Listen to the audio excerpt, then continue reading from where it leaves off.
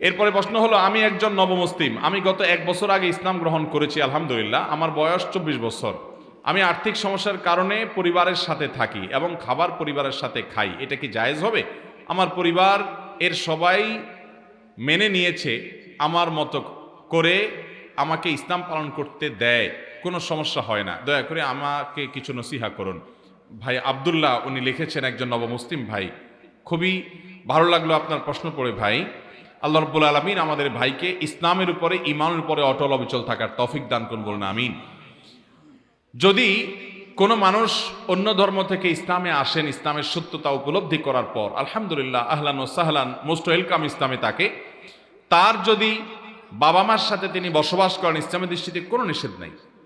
তিনি বাবা মার সাথে শুধু বাবা মা কিছু হারাম কিছু খাওয়াতে চাইলে সেটা উনি খাবেন না, হালাল কিছু বাবা মাকেও খাওয়াবেন, বাবা মা থেকেও খেতে পারেন, তাদের সাথে যৌথভাবে বসবাস করতে অসুবিধা নাই। বিশেষ করে সেখানে যদি তার ধর্ম পালনে, ইসলাম পালনে, নামাজ কালাম ইত্যাদিতে বাধা সৃষ্টি না হয়, তাদের সাথে থাকাতে কোনো সমস্যা নেই, বরং বাবা মার সাথে আরো সুন্দর আচরণ করতে হবে। আল্লাহ বলেছেন, ওয়াসাহিবহুমা ফিদ দুনিয়া মারুফা, তোমার বাবা মা যদি অমুসলমান হয় দুনিয়াতে, তাদের সাথে সুন্দরভাবে বসবাস করবা এবং তাদের সাথে সুন্দরভাবে সঙ্গ দিবা। তাহলে বোঝা গেল তাদের সাথে থাকতে ইসলাম নিষেধ করে না।